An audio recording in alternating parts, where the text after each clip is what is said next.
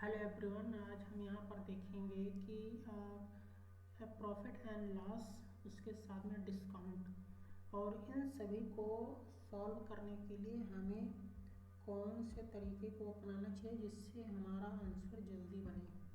ठीक है, तो यहाँ पर जो सबसे ज़्यादा इम्पोर्टेंट होता है वो हमें क्या चीज़ ध्यान रखनी चाहिए। पहली चीज़ तो यहाँ पर हमको, ठीक है, वो तो कॉन्सेप्ट जब पता रहेगा तो उसके बिना तो कुछ होना नहीं है। ठीक है, कॉन्सेप्ट होना चाहिए, इसके साथ साथ हमको रेशियो का भी ज्ञान होना चाहिए। ठीक है, रेशियो और प्रपोर्शन का होना चाहिए, क्योंकि यहाँ पर ऐसा कुछ देता है कि, और इस चीज़ को आपको यूज को देखने को मिलेगा, अभी इसको बताते हैं। बैलेंस करना पड़ता है, और फिर आपको उसके बाद में कि हमें डिस्काउंट परसेंटेज क्या होता है ये भी यहाँ पर हमको पता होना चाहिए। तो और यहाँ पर परसेंटेज क्या होता है ये भी हमको पता नहीं चाहिए, और percentage to fraction value change करना आना चाहिए, ये भी हमें पता होना चाहिए। जैसे कि 20% अगर हमारे पास दिया है तो हमें पता होना चाहिए कि इसका 1/5 है। ये तो जनरली पता ही होता है, लेकिन इसके साथ जब हम किसी बड़ी वैल्यू को देखते हैं, जैसे हमारे पास आ जाता है कि 1/7 हो गया, तो ये भी हो जाता है 14.28 होता है। इस तरीके के जो भी हमारे पास फ्रैक्शन वैल्यू होते हैं वो पता होने चाहिए। ठीक है, वो पहले तो आइए देखते हैं, इस क्वेश्चन को करते हैं फिर आगे बात करते हैं। और एक डीलर अपनी वस्तु की कीमत क्रय मूल्य से 30% अधिक अंकित करता है। ठीक है, 30% अधिक अंकित करने का मतलब हो जाता है कि 30/100। ठीक है, अधिक अंकित करने का मतलब ये क्या हो जाएगा, प्लस 0 कैंसिल, यानी कि 13 बट्टे कितना हो जाएगा, 10x हो जाएगा। ठीक है, अंकित करता है, यानी कि उसकी अगर यहाँ पर कॉस्ट प्राइस 10 थी तो उसने मार्क प्राइस कितना कर दिया, 13x कर दिया। लेकिन नकद भुगतान पर 15% की उसको डिस्काउंट भी मिलती है, यानी कि 13x पर उसको 15% का डिस्काउंट देने का मतलब हो जाएगा कि 85 बट्टे कितना हो जाएगा, 100 हो जाएगा। 5 से अगर आप यहाँ काटना चाहते हो, अगर आप काटना चाहते हो ठीक है, अगर नहीं काटना चाहते हो तो आप 13 से यहाँ मल्टीप्लाई कर दो। ठीक है, 13 बच्चा कितना हो जाएगा, 65, कैरी आएगा 6, 13 8 104, 110 हो जाएगा। 13 बच्चे 65, 6 और 13 8 104, तो कितना हो जाएगा, 110 हो जाएगा। ठीक है, 110 पॉइंट कितना, 2 अंक बाद दशमलव लगाना है, तो यहाँ पर फाइनली कितना हो जाएगा, 110 पॉइंट, यहाँ पर ये हो जाएगा 11.05 हो जाएगा। ठीक है, और हमको यहाँ पर फिर कह रहे हैं कि प्रतिशत लाभ क्या होगा। हमारे पास यहाँ पर सीपी कितना दिया हुआ था, 10x दिया हुआ है। ठीक है, और हमारे पास ये अब जो निकल कर आए ये हमारे पास क्या है, ये हमारे पास एसपी है। तो अब हमें यहाँ पर क्या चाहिए, प्रतिशत लाभ चाहिए। तो अब प्रतिशत लाभ लेने के लिए आपको पता होना चाहिए कि यहाँ पर करेंगे कि लाभ बटे, यहाँ पर फिर क्या करेंगे कि कॉस्ट प्राइस यहाँ पर कर देंगे, यहाँ पर फिर करेंगे 100। अब देखो यहाँ पर हमारे पास लॉग कितना हो जाएगा, तो लॉग निकालने के लिए एसपी माइनस सीपी करते हैं, तो यहाँ पर फाइनली हमारे पास कितना हो जाएगा, 1.05 आएगा। ठीक है, तो 1.05 बट्टे यहाँ पर हमारे पास कितना आएगा, 10, और ये हमारे पास कितना है, एक्स लिख लो, एक्स का कोई यहाँ रोल नहीं होगा, वो अल्टीमेटली कटना ही है उसको, तो यहाँ पर 100 कर देंगे, ये 0 कैंसिल होगा।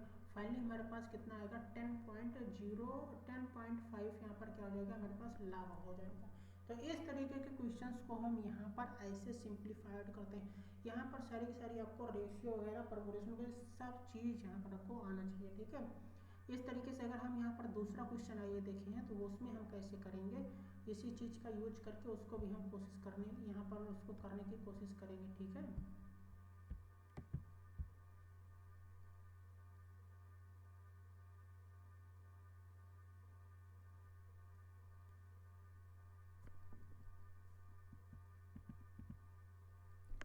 अब इस वाले क्वेश्चन में देखो क्या करना है, एक पंखे पर 1500 अंकित है, और सूची मूल्य पर, सूची मूल्य का मतलब यहाँ पर जो है वो मार्क प्राइस ही होगा। ठीक है, 20% की डिस्काउंट दी जाती है, तो यहाँ पर हमारे पास कितना है, 1500, 20% डिस्काउंट देने का मतलब 1/5, यानी कि कितना हो जाएगा, 4/5, ये कितना आएगा, 1104 हो जाता है। शुद्ध मूल्य प्राप्त करने के लिए कितनी अतिरिक्त छूट देनी चाहिए। अच्छा, ये एक अच्छा कितनी अतिरिक्त छूट देनी चाहिए, तो मान लेते हैं कि वो D% देने से 100 माइनस डी बटे कितना हो जाएगा 100 हो जाएगा। तो ये कितना का 104 हो जाएगा। अब यहाँ से डबल जीरो से या डबल जीरो क्या हो जाएगा कैंसिल होगा, 5 से यहाँ पर काटेंगे कितना हो जाएगा 3 आएगा, तो 5 3 कितना हो जाएगा 15 हो जाएगा। 3 से कटने वाला है 4 1 5 5 1 6, बिल्कुल ये 3 से वैल्यू कटेगी। 3 त्रिक का 9 हो जाएगा, 9 2 11, 3 6 18, 3 8 24 हो जाएगा।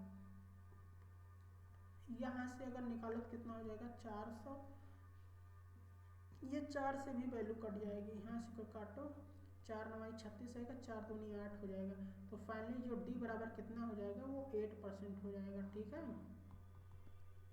ऑप्शन नंबर ए हमारे पास कितना हो जाएगा 8%।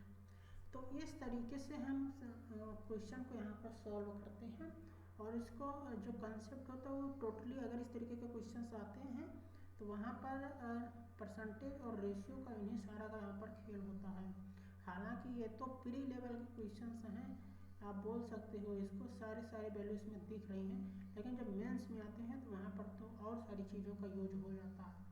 मतलब ये मान के चलो मेंस करने होता है तो आपको सारी चीज़ों का वहाँ पर ज्ञान होना चाहिए, प्राइम नंबर क्या है और फिर होल नंबर्स क्या हैं, और इस तरीके से वहाँ पर एलिगेशंस भी कभी कभी यूज कर लिया जाता है, और प्रॉफिट परसेंटेज रेशियो प्रोपोर्शन तो सर हम भर के रहेंगे। यहाँ पे कैलकुलेशन भी आनी चाहिए, क्योंकि यहाँ पर छोटे छोटे डिजिट है, वहाँ पर सारे बड़ी बड़ी डिजिट्स होंगे, तो इन सारी चीज़ों का वहाँ पर हम ध्यान रखते हैं।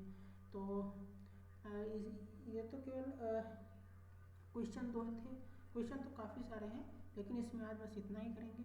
फिर हम दूसरी वीडियो में मिलेंगे और उसमें हम देखेंगे कि और नए नए क्वेश्चन क्या होते हैं। हो सकता है हमारा दूसरा टॉपिक यही रहे, या फिर हम डाटा इंटरप्रिटेशन या तो हम टेबल डीआई की तरफ से जाएंगे, या हम बार ग्राफ की तरफ से जाएंगे।